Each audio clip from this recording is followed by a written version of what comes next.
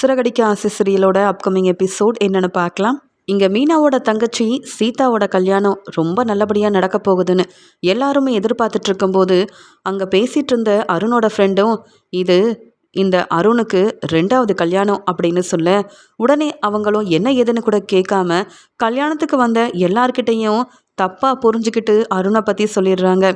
அங்கே கல்யாணம் நடக்கிறதுக்கு முன்னாடியே 2-3 பேர் அருணை பற்றி, இது என்ன ஏற்கனவே இந்த அருணுக்கு கல்யாணம் ஆயிருக்கான், இது தெரியாமல் முத்து எப்படி அந்த சீதாவை கல்யாணம் பண்ணி கொடுக்குறாரு அப்படின்னு பேசிக்கிட்டே போக, அங்கே செல்வம் சொல்கிறாரு, முத்து எப்படியோ இந்த போலீஸ் அருண் உங்கள் வீட்டுக்கு ஒரு மாப்பிள்ளையாக வராரு, இனி உனக்கும் அந்த அருணுக்கும் எந்த பிரச்சனையும் வராது அப்படி தானப்பா அப்படின்னு சொல்லி பேசிகிட்டு இருக்கும்போது, இங்கே 2 பேர் இப்படி பேசிட்டு போகிறத முத்து கவனிச்சுட்டு, அண்ணனே என்னென்ன மாப்பிள்ளை அருணை பற்றி ஏதோ பேசுகிறீங்க, என்னென்ன விஷயம்னு கேட்க, அவங்களும் அது ஒன்றும் இல்லைப்பா முத்து, உன்னை பற்றி நல்லா தெரியும், ஆனால் இந்த அருணை நல்லா விசாரித்து தான் சீதாவை கல்யாணம் பண்ணி கொடுக்குறீங்களான்னு கேட்க, என்னண்ணே என்ன இப்படி பேசுகிறீங்க, சீதாவும் அருணும் விரும்பினது தான் உங்களுக்கு தெரியும்ல, சீதா நல்லா படித்த பிள்ளை, அவள் எப்படின்னு விசாரிக்காமல் புரிஞ்சுக்காமையா கல்யாணம் பண்ணியிருப்பான்னு கேட்க, என்னப்பா சொல்கிற, எல்லாரும் அந்த அருணை பற்றி தான் பேசிகிட்டு இருக்கிறாங்க, கல்யாணத்துக்கு வந்தவங்க பேசுகிறதெல்லாம் அப்போ பொய்யா, அந்த அருணுக்கு ஏற்கனவே கல்யாணம் ஆயிருக்காமே, ஏன் முத்து இது உனக்கு தெரியாதா, இல்லை தெரிஞ்சுதான் இந்த மாதிரி கல்யாணத்தை செஞ்சு வைக்கிறியான்னு முத்துக்கிட்ட கேட்க, இதெல்லாம் எதிர்பார்க்காத முத்து, அண்ணே நீங்கள் சொல்கிறது உண்மையான்னு கேட்கும்போது, கல்யாணத்துக்கு வந்த சொந்தக்காரங்க தெரிஞ்சவங்கன்னு எல்லாரும் இதை பற்றி தான்ப்பா முத்து பேசுகிறாங்க, வேணும்னா நீ உள்ளே போய் பாரு அப்படின்னு சொல்லிட்டு அங்கேருந்து போக, அங்கே முத்துவும் வரும்போது ஒவ்வொருத்தரும் இதை பற்றி கேட்க ஆரம்பிக்க, முத்துக்கு என்ன செய்யனே தெரியல. இங்கே மணமேடைக்கு பொண்ணை கூட்டிகிட்டு வாங்கன்னு சொல்ல மீனா ரொம்ப சந்தோஷமாக சீதாவை கூட்டிகிட்டு வராங்க. என் பொண்ணு சீதாவுக்கு இப்படி கல்யாணம்லாம் நடக்க போகுதுன்னு, அதுவும் முத்து தம்பியால் தான்னு சந்திரா கண் கலங்கி நிற்கிறாங்க. அந்த சமயம் அங்கே வந்த முத்து ரொம்பவே கோவமாக, அருணை முதல்ல நீ மாப்பிள்ளன்ற எண்ணத்தை விட்டுட்டு கீழே இறங்கி வா, உன்கிட்ட நான் கொஞ்சம் பேசணும்னு சொல்லி கூப்பிட்டு போக, என்ன இந்த முத்து இப்படி செய்கிறாருன்னு, விடுங்க முத்து நான் என்ன தப்பு பண்ணேன் அப்படின்னு அருண் கேட்குறாரு. உடனே அங்கே உள்ள எல்லாருமே அங்கே என்னாச்சு முத்துன்னு கேட்கும்போது, அத்தை நம்ம குடும்பத்தையே இந்த அருண் வீட்டில் உள்ளவங்க ஏமாத்திருக்காங்க, இப்படிப்பட்ட மாப்பிள்ளையை போய் சீதா பார்த்துருக்காளே அப்படின்னு சொல்ல, மாமா என்ன சொல்கிறீங்க, ஒன்றுமே புரியலையே மாமான்னு சீதா அழ ஆரம்பிக்கிறாங்க. இப்போ அழாத சீதா, அது மட்டும் இல்லை நான் சொல்கிறத மட்டும் கேளு, இந்த கல்யாணம் இன்னும் நடக்கலை, நடந்திருந்தா உனக்கு தான் பெரிய பிரச்சனையாக இருக்கும், இந்த அருணுக்கு ஏற்கனவே கல்யாணம் ஆயிருக்கான் அப்படின்னு சொல்ல, உடனே மீனாவும் என்ன பேசுகிறீங்க நீங்கள், வேணும்னே கல்யாணத்தை நிப்பாட்டணும்னு ஏதோ திட்டம் போட்டு பேசுகிற மாதிரி இருக்குன்னு சொல்ல, மீனா இருக்கிற கோவத்தில் நீ வேற தேவையில்லாமல் பேசாத, இங்கே வந்திருக்க எல்லாருமே அருணுக்கு ஏற்கனவே கல்யாணம் ஆயிடுச்சுன்னு பேசிகிட்டு இருக்காங்க, வேணா யாரையாவது கூப்பிட்டு கேட்டு பாருங்க அப்படின்னு முத்து சொல்ல, உடனே அண்ணாமலை கிட்ட ஒருத்தவங்க சொல்கிறாங்க, ஆமாங்க ஏற்கனவே இவருக்கு கல்யாணம் ஆயிடுச்சான், இது இவருடைய 2வது கல்யாணமானு சொல்ல, உடனே அருணும் ஆமாம் இது எனக்கு இன்னொரு கல்யாணம் தான், முதல்லையே நான் சீதாவை தான் கல்யாணம் பண்ணேன் அப்படின்னு சொல்ல, இங்கே நம்மளால தான் பிரச்சனை வந்ததுன்னு அருணோட ஃப்ரெண்டு புரிஞ்சுக்கிறாரு. நான் ஏதோ விளையாட்டுக்காக இப்படி பேசினேன், ஆனால் எல்லாரும் அதை தப்பாக புரிஞ்சுக்கிட்டு அருணோட கல்யாணத்தை இந்த முத்து நிப்பாட்டுற அளவுக்கு இந்த பிரச்சனை பெருசாயிருச்சுன்னு சொல்லிட்டு இங்கே அருண்கிட்ட தன்னுடைய ஃப்ரெண்டு சொல்கிறாரு, அருண் நான் தான் அருண் இப்படிலாம் பேசி தேவையில்லாமல் என்னால் தான் பிரச்சனை வந்திருக்குன்னு முத்துக்கிட்ட சொல்கிறாங்க. அருணுக்கு வேறு யார் கூடயோ கல்யாணம் நடக்கலை, முதல்லையே இங்கே அருண் யாருக்கும் தெரியாமல் இந்த கல்யாணம் நடக்காதுன்னு முத்துவை நம்பாமல் இங்கே ரெஜிஸ்டர் ஆஃபீஸில் கல்யாணம் நடந்துருச்சு, நான் தான் அருணுக்காக அங்கே கையெழுத்தெல்லாம் போட்டேன், சீதாவுக்காக கையெழுத்து போட்டது சீதாவோட அக்கா மீனா தான், மற்றபடி என் ஃப்ரெண்டு அருண் எந்த தப்பும் செய்யலை, வேறு யாரையும் கல்யாணம் பண்ணிக்கல, இப்போ இதெல்லாம் தெரியாமல் இந்த முத்துவும் கல்யாணத்துக்கு ஒத்துக்கிட்டதுனால இப்படி எல்லா ஏற்பாடையும் செஞ்சு சொந்தக்காரங்களெல்லாம் கூப்பிட்டு கல்யாணம் நடக்குது, சொல்லப்போனால் என் ஃப்ரெண்டு அருணுக்கும் சீதாவுக்கும் எப்போவோ கல்யாணம் ஆயிடுச்சு, இதெல்லாம் சீதாவோட அக்கா மீனாவுக்கு முன்னாடியே தெரியும், ஏன்னா அவங்க தான் முன்னாடி நின்று இந்த கல்யாணத்தை செஞ்சு வச்சாங்க அப்படின்னு அருணோட ஃப்ரெண்டும் எல்லார் முன்னாடியும் உண்மையை சொல்லிட்டு தன்னால் தான் இவ்வளோ பெரிய பிரச்சனை வந்ததுன்னு மன்னிப்பும் கேட்க, உடனே அருண் முத்துக்கிட்ட இப்போ இதில் உங்களுக்கு என்ன பிரச்சனை, அதான் தெரிஞ்சிருச்சுல எனக்கும் சீதாவுக்கும் ஏற்கனவே கல்யாணம் ஆயிடுச்சுன்னு, அதுக்கப்புறம் இப்போ ஏன் பிரச்சனை செய்கிறீங்க முத்து, ஏதோ என் ஃப்ரெண்டு தேவையில்லாமல் இப்படி விளையாட்டுக்காக பேசிட்டான், இதை நீங்கள் பெருசாக எடுக்க வேண்டாம்,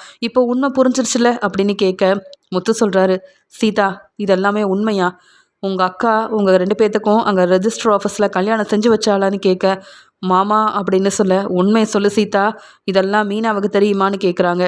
உடனே சந்திரா, சொல்லு சீதா என்னதான் நடந்தது, உண்மையை சொல்லு, மீனாக்கு இது எதுவும் தெரியாதுல்ல, மீனா எந்த தப்பும் செய்யலைல்ல, முத்து மாப்பிள்ளை எவ்வளோ கோவமாக கேள்வி கேட்குறாரு, முன்னாடியே நடந்ததை சொல்லியிருந்தா நாங்கள் எதுக்காக இப்படியெல்லாம் கோவப்பட போகிறோம், சொல்லுடி அப்படின்னு சொல்கிறாங்க.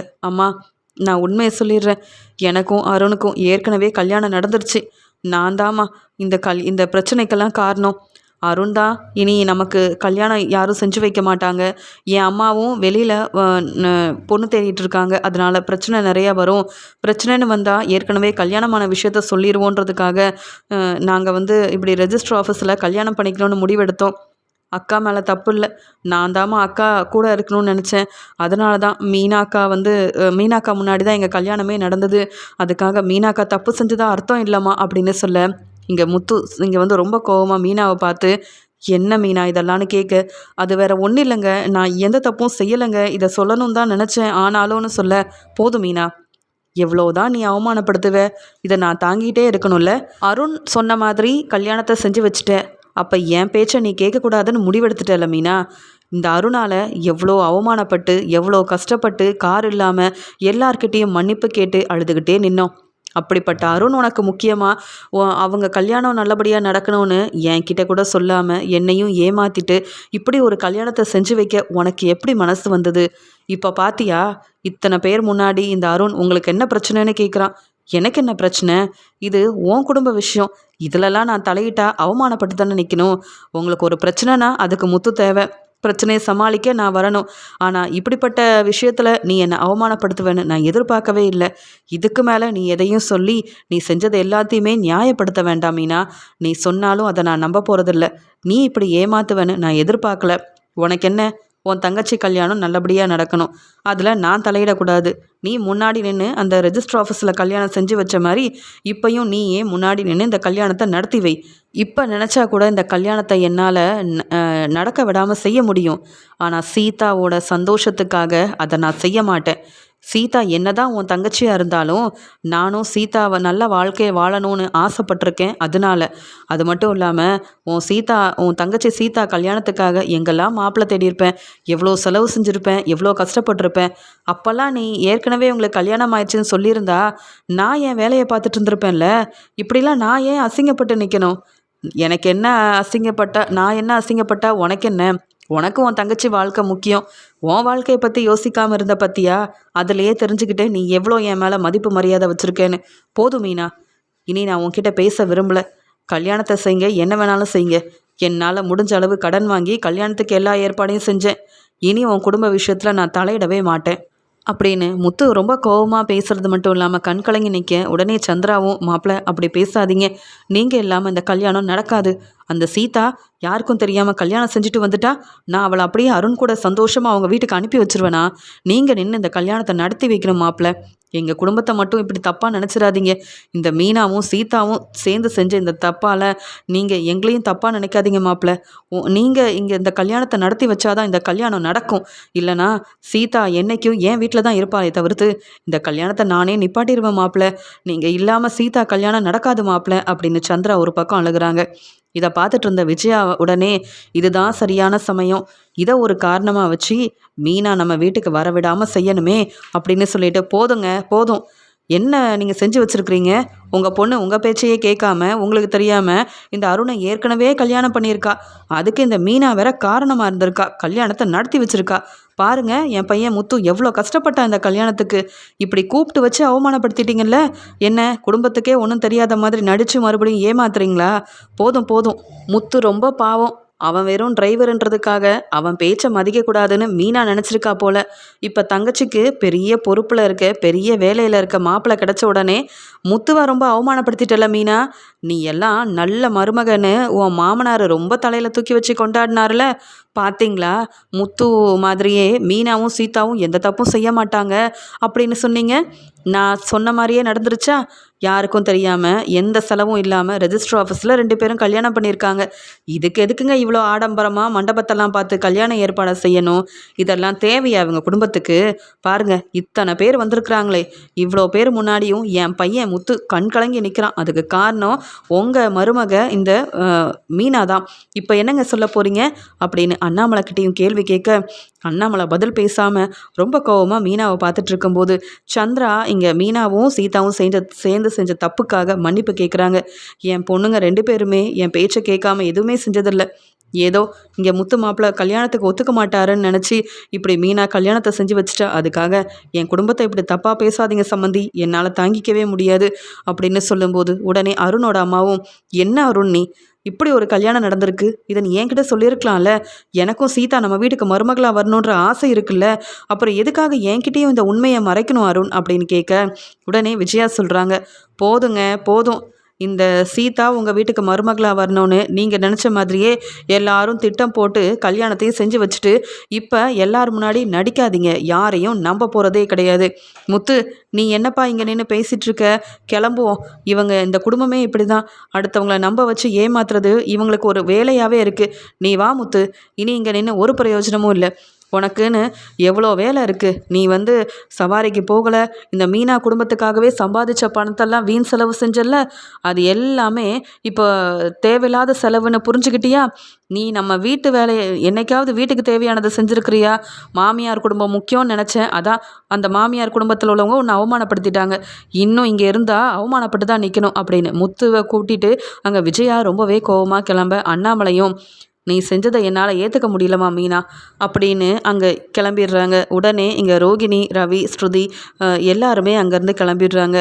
கல்யாணம் முடியறதுக்கு முன்னாடியே இவங்க எல்லாரும் கிளம்புறாங்களே, மீனா போய் சொல்லு, போய் மன்னிப்பு கேளு மீனா, அப்போ தான் நீ அந்த குடும்பத்தில் சந்தோஷமாக வாழ முடியும். உன் வாழ்க்கையை பற்றி யோசிக்காமல் இப்படி செஞ்சிட்டியே, பாத்தியா சீதா, நீ எடுத்த முடிவால் உன் அக்கா மீனாவோட நிலைமையை பாரு. மீனாவோட மாமியார் என்ன பேச்சு பேசிட்டு போகிறாங்கன்னு, மறுபடியும் அவள் வீட்டில் போய் அந்த வீட்டில் எப்படிடி சந்தோஷமாக வாழ்வா? ஓ வாழ்க்கைக்காக இப்படிலாம் செஞ்சிட்டிங்களே, இப்போ நான் என்ன செய்ய? என் 2 பொண்ணோட வாழ்க்கை நல்லா இருக்கணும்னு நினச்சேன், ஆனால் என் 2 பொண்ணாலேயே இப்படி ஒரு அவமானம் எனக்கு கிடச்சிருக்கேன்னு சொல்லி இங்கே கல்யாணம் முடியறதுக்கு முன்னாடியே மீனா அங்கே முத்து குடும்பத்தில் உள்ள எல்லாரும் அங்கே மண்டபத்திலேருந்து கிளம்புனதுனால சந்திரா அவமானப்பட்டு அழுகுறாங்க. இங்கே மீனா அண்ணாமலைக்கிட்டேயும் முத்துக்கிட்டேயும் எவ்வளவோ பேசி புரிய வைக்கிறாங்க. ஆனால் விஜயா, போதும் போதும் நடிக்காதடி, என்னெல்லாம் செஞ்சுருக்க நீ? உன் தங்கச்சிக்கு ஏற்கனவே கல்யாணத்தை முடிச்சு வச்சுட்டு இப்போ என் பையன்கிட்ட ஒன்றும் தெரியாத மாதிரி நடித்து மன்னிப்பு கேட்டால் உன்னை ஏற்றுப்போமா? போடி, போய் நீயே முன்னாடி நின்று உன் தங்கச்சி கல்யாணத்தை நடத்தி வை. இனிலாம் உன்கிட்ட நாங்கள்லாம் பேச மாட்டோம் அப்படின்னு சொல்லிட்டு விஜயா, அண்ணாமலை, அங்கே முத்துன்னு எல்லாரும் கிளம்பிடுறாங்க. இங்கே மீனா தனியாக நின்று அழுதுகிட்டே இருக்கிறாங்க. உடனே அங்கேருந்த எங்கள் செல்வமோ, மீனா சிஸ்டர் தப்பாக நினைக்காதீங்க, எப்படியோ முத்து மனசை மாற்றிடலாம், ஆனால் அங்கே உங்கள் தங்கச்சி அழுதுட்ருக்காங்க, அவங்கள மன மேடைக்கு கூட்டிகிட்டு போங்க, அவங்க ஆசைப்பட்ட மாதிரியே வாழ்க்கை அமையணும், இந்த கல்யாணத்தை நீங்கள் நடத்தி வைங்க அப்படின்னு இங்கே செல்வம் சொல்கிறாரு. அண்ணே எப்படிண்ணே, என் வீட்டுக்காரர் தான் இங்கே நின்று எல்லாத்தையும் செஞ்சார், அவரால் தான் எல்லா நல்லதும் நடக்குதுன்னு சந்தோஷப்பட்டுட்டு இருக்கும்போது இப்படி இந்த உண்மை தெரிஞ்சு கல்யாணத்தில் இவ்வளோ பெரிய பிரச்சனை வரும்னு நான் எதிர்பார்க்கவே இல்லைன்னு மீனா அழுகிறாங்க. நீங்கள் வாங்க சிஸ்டர், நான் இருக்கேன்ல. முத்து இப்போ கோவப்பட்டாலும் அப்புறம் மனசு மாறிடுவான், நான் பேசி புரிய வைக்கிறேன். இதெல்லாம் பெரிய பிரச்சனையா என்ன? நீங்கள் உங்கள் தங்கச்சிக்கு தானே நல்லது செய்யணும்னு நினச்சிங்க, தப்பு இல்லை, நீங்கள் வாங்க. கல்யாணத்துக்கு சொந்தக்காரங்க தெரிஞ்சவங்கன்னு எல்லாரும் வந்திருக்காங்க, இப்படி கல்யாணம் நின்று போன மாதிரி இருக்கக்கூடாது. முத்துக்கு புரியும் அதெல்லாம், நீங்களே கல்யாணத்தை செஞ்சு வைங்க. ஒரு பக்கம் உங்கள் அம்மா அழுதுட்ருக்காங்க, இன்னொரு பக்கம் கல்யாணம் நடக்குமோ நடக்காதான்னு உங்கள் தங்கச்சி வேற மனசு வேதனையோடு இருப்பாங்க. நீங்கள் தான் இப்போ முன்னாடி நின்று எல்லாத்தையும் செஞ்சு வைக்கணும். அதுக்கப்புறமா உங்களுக்கு இருக்கிற பிரச்சனையை எப்படி சமாளிக்கலான்னு நீங்கள் யோசிங்க அப்படின்னு செல்வம் சொல்கிறாரு.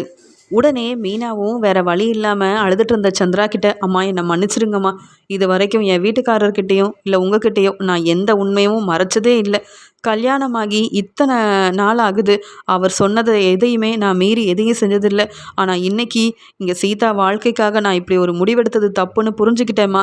எல்லாரும் என் மேலே கோவமாக இருக்காங்க, ஆனாலும் இந்த கல்யாணம் நல்லபடியாக நடக்கணும்னு நினைக்கிறேன். அருண் நீங்கள் போங்க அப்படின்னு சொல்லி நல்லபடியாக மீனா வேற வழி இல்லாமல் இந்த கல்யாணத்தை நடத்தி வைக்கிறாங்க. ஆனால் சந்திராவால் தாங்கிக்க முடியல. சந்திராவும் அருணோட அம்மா கிட்ட சொல்கிறாங்க, என் பொண்ணோட வாழ்க்கையில் எவ்வளவோ பிரச்சனை வந்துருச்சு, மீனா ரொம்ப பாவம், சீதா கல்யாணத்துக்காக தான் வாழ்க்கையை பற்றி அவள் யோசிக்கல, என் பொண்ணை நீங்களும் அருணும் ரொம்ப நல்லா பார்த்துக்கணும் அப்படின்னு இங்கே அழுதுகிட்டே சந்திரா பேச உடனே அருணோட அம்மா சொல்கிறாங்க, கவலைப்படாதீங்க, நான் அந்த மீனா மாமியார் மாதிரிலாம் இல்லை, சீதா எங்கள் வீட்டுக்கு மருமகளாக வரணும்னு நான் ரொம்ப ஆசைப்பட்டேன், என் மருமகளை விட அவளை மகளாக நான் நல்லா பார்த்துப்பேன், கவலைப்படாமல் இருங்க. உங்கள் மருமகன் முத்துக்கிட்ட போய் பேசி பிரச்சனையை சமாளித்து உங்கள் பொண்ணையும் முத்துவையும் நீங்கள் ஒன்று சேர்த்து வைக்கணும், அதுதான் எனக்கு ஆசை அப்படின்னு சொல்லிட்டு சீதாவையும் அருணையும் தன்னுடைய வீட்டுக்கு கூட்டிகிட்டு போகிறாங்க அருணோட அம்மா. சீதா தான் கல்யாணத்தில் இவ்வளோ பெரிய பிரச்சனை வந்துருச்சுன்னு அங்கேருந்து கிளம்பும்போது இங்கே வந்து தன்னுடைய அம்மா சந்திரா கிட்டேயும் மீனா கிட்டேயும் மன்னிப்பு கேட்டு அழுகுறாங்க. அங்கேருந்தும் கிளம்பி போகிறாங்க. ஆனால் மீனாக்கு இப்போ என்ன செய்யன்னு தெரியல. வீட்டுக்கு போனால் எல்லாரும் கோவப்படுவாங்க. எப்படி பேசி சமாளிக்கிறது? அதுலேயும் இங்கே விஜயாத்தை வேற என்னைக்கும் என் வீட்டுக்காரருக்கு சப்போர்ட் பண்ணாதவங்க இன்னைக்கு இந்த பிரச்சனையை பெருசாக்கணும்னு என் வீட்டுக்காரர் முத்துக்கு சப்போர்ட் பண்ணி கல்யாணம் நடக்கிறதுக்கு முன்னாடியே தான் குடும்பத்தையே அங்கேருந்து கூட்டிகிட்டு வந்துட்டாங்க. நான் அங்கே வீட்டுக்கு போனால் என்னென்ன பிரச்சனை செய்ய போகிறாங்களோ விஜயாத்தை தெரியலையே அப்படின்னு சொல்லிட்டு ரொம்பவே பயந்துக்கிட்டு கல்யாணம் முடிஞ்ச உடனே மீனா தன்னுடைய விஜயா வீட்டுக்கு கிளம்பி போகிறாங்க. அண்ணாமலை வீட்டில் உள்ள எல்லார்கிட்டேயும் மன்னிப்பு கேட்கணும், எப்படியாவது முத்துவோட மனசை மாற்றணும்னு அழுதுகிட்டே இங்கே மீனா வராங்க. மீனா வரதை பார்த்த உடனே ரோகிணி சொல்கிறாங்க, அத்தை மீனா வராங்க பாருங்கன்னு சொல்ல, மீனாவா? அவ எதுக்கு இங்கே வரா? அவள் குடும்பத்தால் முத்து எல்லாரும் எவ்வளோ அவமானப்பட்டிருக்கோம், வீட்டுக்கு வராளா? இன்னைக்கு நான் பேசிக்கிறேன் அந்த மீனா கிட்ட அப்படின்னு ரோகிணி முன்னாடி விஜயா சொல்லிட்டு இருக்க, மீனா தலை குனிஞ்சு அழுதுகிட்டே வீட்டுக்குள்ளே வராங்க. நில்லு மீனா, உனக்கு என்ன இங்கே வேலை? நீ எதுக்குடி வந்த அப்படின்னு விஜயா கேள்வி கேட்க, அத்தை இது என் வீடு தானே, நான் இந்த வீட்டோட மருமக தானே, என் தங்கச்சிக்கு நல்லபடியாக கல்யாணம் முடிஞ்சிருச்சு, நான் வேற எங்கே போக முடியும், இங்கே தானே வரணும் அப்படின்னு சொல்கிறாங்க. இங்கே தான் வரணும்னு உனக்கு புரிஞ்சிருந்தா, இந்த வீட்டோட மருமகளாக நீ உண்மையாகவே நினச்சிருந்தா நீ எதுக்கு இவ்வளோ பெரிய தப்பு பண்ணியிருக்க போகிற? அது மட்டும் இல்லாமல் என் பையன் முத்துவை நீ ஏமாத்திருக்க. உன் தங்கச்சிக்கும் அருணுக்கும் ஏற்கனவே நடந்த கல்யாணத்தை பற்றி சொல்லாமல் எங்கள் எல்லாரையும் நம்ப வச்சு ஏமாத்தினியே. உன் மாமா உன்னை விட்டு கொடுக்காம அவ்வளோ தலையில் தூக்கி வச்சு கொண்டாடினாரே, அது எல்லாத்தையும் ஒன்றும் இல்லாமல் செஞ்சுட்டு இங்கே வந்து நிற்கிற. அதான் உன் அம்மா வீட்டில் போயிருக்க வேண்டிதானே. ஏன் உன் தங்கச்சி வாழ்க்கையை பற்றி யோசிச்ச நீ முத்துவை பற்றி யோசிச்சியா? உனக்கு இந்த வீட்டில் உள்ள இந்த வீட்டோட மருமகளா கொஞ்சம் கூட பொறுப்பே இல்லை. எப்பயுமே உன் வீடு தான் உனக்கு முக்கியம். அதானே கல்யாணத்துக்கு எங்கள் எல்லாரையும் வர வச்சு நல்லா அவமானப்படுத்தினியே. உனக்கு இங்கே என்னடி வேலை? வெளியில் போ. இன்னும் நடித்து ஏமாத்துனா இங்கே உள்ளவங்களை சமாளிச்சிடலாம், இந்த வீட்டில் மருமகளாக இருக்கலாம் நினைக்காத. ரோகிணி எப்படி பொய் சொன்னப்போ எனக்கு கோவம் வந்ததோ அதே மாதிரி தான் நீயும் அந்த முத்துவை ஏமாற்றி பொய் சொன்னப்போ எனக்கு கோவம் தான் வருது. நீ இந்த வீட்டுக்குள்ளே வரக்கூடாது, உங்கள் அம்மா வீட்டிலையே போயிரு, அவங்களே நல்லா பார்த்துக்க. உன் தங்கச்சி வாழ்க்கை முக்கியம்னு நினச்ச நீ உன் வாழ்க்கையை பற்றி யோசிக்கலல்ல. முத்து கண்டிப்பாக இன்னைக்கு இந்த வீட்டுக்கு வந்த உடனே உன்னை நல்லா கேள்வி கேட்க தான் போகிறான். நீ என்ன பதில் சொல்கிறேன்னு பார்க்குறேன். முதல்ல மனோஜ், முத்து எங்கே இருக்கான்னு ஃபோன் பண்ணி வர சொல்லு. இந்த மீனாலாம் ஏமாத்துறதுக்கு இந்த வீட்டில் இருக்கவே கூடாது. தங்கச்சி வாழ்க்கை முக்கியமா. அப்போ முத்துவை மதிக்காமல் நீயா ஒரு முடிவெடுப்ப, அப்படி தானே? என் பையனை பற்றி நீ யோசிக்கலன்னு சொல்ல, என்னத்தை புதுசாக என் பையன்னு பேசுகிறீங்க? நாங்கள் எவ்வளவோ நல்லது செஞ்சுருக்கோம், அப்போல்லாம் எங்களை புகழ்ந்ததில்லை. ஆனால் ஒரு சின்ன தப்பு பண்ணிட்டேன், அதுவும் என் தங்கச்சிக்காக. அதெல்லாம் பெருசாக பேசி பிரச்சனையை பெருசாக்கி என்னை வீட்டை விட்டு வெளியில் அனுப்பணும்னு நினைக்கிறீங்களா அப்படின்னு மீனா கேட்க, நான் என்ன உன்னை வீட்டை விட்டு வெளியில் அனுப்புறது? முத்து வருவான்ல, அவனே உன்னை வீட்டை விட்டு வெளியில் போக சொல்லுவான். அப்போ என்ன செய்கிறேன்னு பார்க்குறேன். என்ன எதிர்த்து பேசுறியா? உனக்கு இன்னைக்கு இருக்குடி அப்படின்னு சொல்கிறாங்க விஜயா. உடனே அங்கேருந்து அண்ணாமலை வந்துட்டு, என்ன விஜயா, கொஞ்ச நேரம் ரெஸ்ட் எடுக்க விடாமல் ஏன் இவ்வளோ சத்தமாக பேசுகிற? மறுபடியும் வீட்லேயும் பிரச்சனையான்னு கேட்க, ஏங்க எப்பயும் பிரச்சனைன்றது அந்த மீனா முத்துவால் தானே வரும். இன்றைக்கி வீட்டில் பிரச்சனை அந்த மீனாவால் தாங்க வந்திருக்கு. அவள் மறுபடியும் இங்கே நிற்கிறா பாருங்க. நம்ம யார்கிட்டையும் கேட்காம, ஏன் முத்துக்கிட்ட கூட சொல்லாமல் சீதாவுக்கு கல்யாணம் பண்ணி வச்சுட்டு ஒன்றும் தெரியாமல் இத்தனை நாள் நடித்து ஏமாத்தின மீனா அங்கே எல்லாரும் முன்னாடி நம்ம குடும்பத்தையே அவமானப்படுத்தினால. அப்புறம் இந்த மீனாக்கு இங்கே என்னங்க வேலை? அவள் குடும்பம் முக்கியம்னா அவங்க அம்மா வீட்டிலலாம் இருக்கணும், இங்கே எதுக்கு வந்தா? முத்து மட்டும் மீனா இங்கே வந்திருக்கிறத பார்த்தா எவ்வளோ பெரிய பிரச்சனை செய்வான். அதான் இங்கேருந்து கிளம்பி போன்னு சொன்னேன், அவங்க அம்மா வீட்டிலே இருக்க சொன்னேன். இதில் என்னங்க தப்பு இருக்குது? பொய் சொல்லி ஏமாத்திரம் அவங்களுக்கு பிடிக்காதுல்ல, அது உங்கள் மருமகளாக இருந்தாலுமே தப்பு தானே. வீட்டுக்கு வந்த மீனா கிட்ட நீங்களே சொல்லி புரிய வைங்க. நான் பேசுகிறது தப்புன்னா நீங்கள் நிற்க வச்சு கேள்வி கேளுங்க. நம்மளை அவமானப்படுத்தினால அதே மாதிரி இந்த மீனாவை கேள்வி கேட்டு அவமானப்படுத்தி வீட்டை விட்டு வெளியில் அனுப்புங்க. அது என்ன பொய் சொல்கிறது? அன்னைக்கு நீங்கள் கூட நான் சொன்னதுக்கு என்ன சொன்னீங்க? மீனாவும் சீதாவும் இப்படி ஒரு முடிவெடுக்க மாட்டாங்க, எல்லாரும் பார்த்து ஏற்பாடு பண்ண கல்யாணத்தை தான் அந்த சீதா செஞ்சுப்பான்னு சொன்னீங்களே. ஆனால் அந்த சீதா எப்படிப்பட்டவன் இன்னைக்கு புரிஞ்சுக்கிட்டீங்களா? மீனாவும் எப்படிப்பட்டவனை புரிஞ்சுக்கிட்டீங்கல்ல? அப்போ வீட்டை விட்டு வெளியில் போக சொல்லுங்க. இதுதான் ஏன் முடிவுன்னு விஜயா சொல்ல, உடனே அண்ணாமலை, இதில் நாம் தலையிட வேண்டாம் விஜயா. இது முத்துவோட வாழ்க்கை. அவன் வரட்டும், அவன் பேசட்டும், அவனே ஒரு முடிவெடுக்கட்டும். மீனா இப்படி செய்வான்னு நான் கூட தான் எதிர்பார்க்கல. ஆனால் இதை பற்றி பேசி ஒரு பிரயோஜனமும் இல்லை. ஏன்னா அங்கே கல்யாணத்தில் எல்லாம் நல்லபடியாக நடக்கணும்னு தான் ஆசைப்பட்டு முன்னாடி நின்று எல்லாத்தையும் செய்யணும்னு நினச்சேன். ஆனால் மீனா இப்படி செஞ்சதால் கல்யாணத்தை கூட பார்க்க முடியாமல் அங்கேருந்து முன்னாடியே கிளம்பி வந்துட்டோம். இனி இதை பேசி ஒரு பிரயோஜனமும் இல்லை, பேசவும் வேண்டான்னு நினைக்கிறேன் அப்படின்னு சொல்லிடுறாங்க. மாமா என்ன மாமா நீங்கள், நான் தப்பு செஞ்சால் என்னை திட்டவோ இல்லை என்னை என்கிட்ட கேள்வி கேட்கவோ உங்களுக்கு எல்லா உரிமையும் இருக்குது. நீங்களே இப்படி பேசினா எப்படி? என் அப்பாவோட இடத்துல இருந்து நீங்கள் என்னை திட்டலாம் மாமா, நான் செஞ்சது தப்பு தான், என்னை மன்னிச்சிருங்க மாமா அப்படின்னு மீனா அழுதுட்ருக்காங்க. அந்த சமயம் முத்து ரொம்பவே கோவமாக வீட்டுக்கு வராரு. உடனே மனோஜ், முத்து இங்கே பாரு, அந்த மீனா அம்மா எவ்வளவோ சொல்லியும் வீட்டை விட்டு வெளியில் போகாமல் அழுதுகிட்டே இருக்காங்க. அப்பா கிட்ட மன்னிப்பு கேட்குறாங்க. நீ சொன்னியேன்னு தானே நாங்கள் அந்த கல்யாணத்துக்கு வந்தோம். பாத்தியா அந்த மீனா குடும்பத்தால் எவ்வளோ அவமானப்பட்டுட்டோன்னு. அம்மாவுக்கு மீனா அந்த வீட்டில் இருக்கிறது பிடிக்கல. அந்த மீனா உன்னை ஏமாத்துறவங்க தானே, நீயே ஒரு நல்ல முடிவாயிடுன்னு மனோஜும் சொல்கிறாரு. முத்து வீட்டுக்கு வந்த உடனே மீனா, ஏங்க நான் சொல்கிறத கொஞ்சம் கேளுங்களேன், நான் செஞ்சது தப்பு தான், நான் தப்பே செய்யலைன்னு சொல்லலை.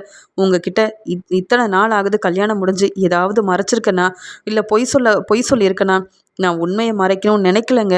சீதா வாழ்க்கை நல்லா இருக்கணும்னு நீங்கள் இந்த கல்யாணத்துக்கு சம்மதம் சொல்லாமல் அடம்பிடிச்சதால் வேறு வழி இல்லாமல் நானே ஒரு முடிவெடுக்க வேண்டியதாக போயிடுச்சு.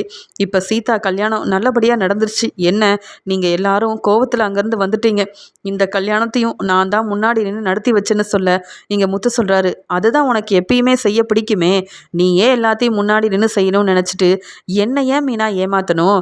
உன் தங்கச்சிக்கு கல்யாணத்தை நீ அப்போவே செஞ்சுருக்கலாமே. நீ எதுக்கு என் பேச்சை கேட்கணும்? அவசியமே இல்லை.